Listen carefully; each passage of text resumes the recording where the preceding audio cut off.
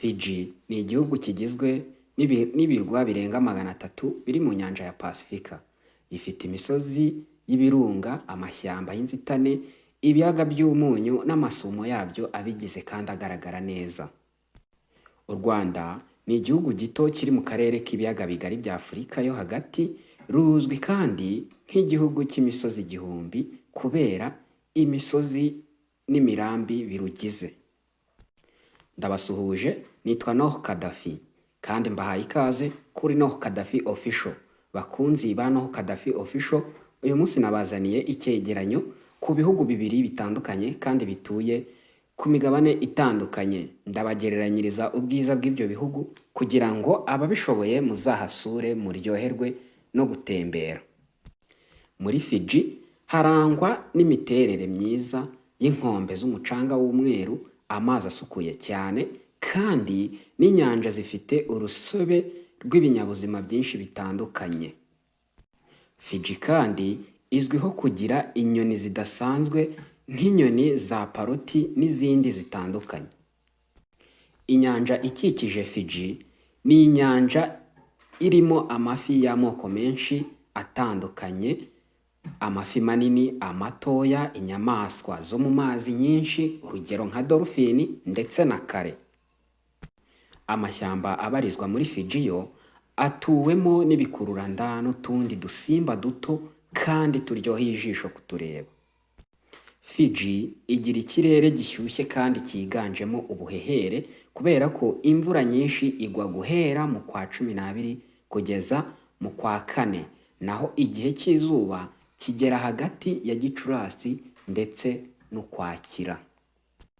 Ku rundi ruhande, u Rwanda ni igihugu gifite parike nyinshi zirimo parike y'ibirunga irimo ingagi zo mu misozi, parike ya Nyungwe ikungahaye ku inyamaswa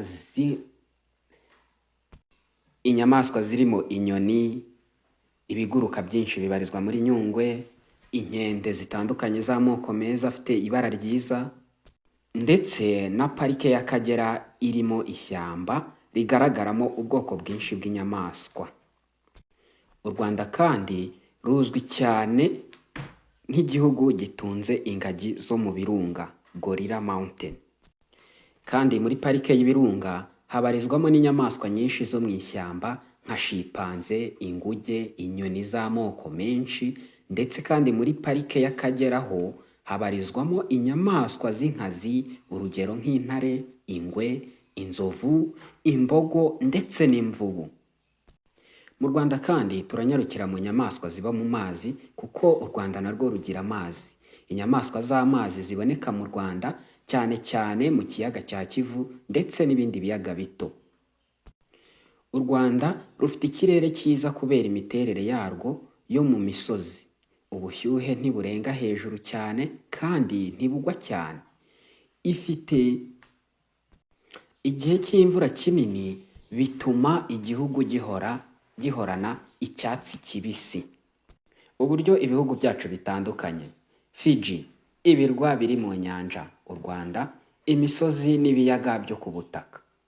Fiji ubuzima bwo mu mazi nka coral reefs n'amafi, u Rwanda ingagi, inguge n'inyamaswa zo mu misozi. Fiji ikirere gishyushye cya tropike, u Rwanda ikirere giciriritse cya tropike yo mu misozi. Tunyarukire ku mwanzuro rero kugira ngo tuze kugira n'umwanya wo kunyarukira mu tundi turimo tw'amaboko ku ruhande.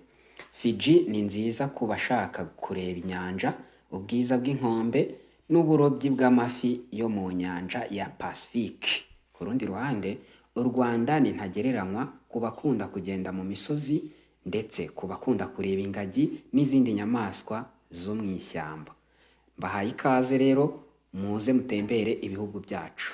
Rero ndabashimiye abakunda gukurikira Noh Kadafi Official, ndabashimiye mukore like, subscribe, share kugira ngo iki cyegeranyo kigere ku bantu benshi, kandi mutange comment kugira ngo ubutaha ikiganiro kizabe kiryoshye kurusha iki. Murakoze, ndabashimiye kandi ndabakunda.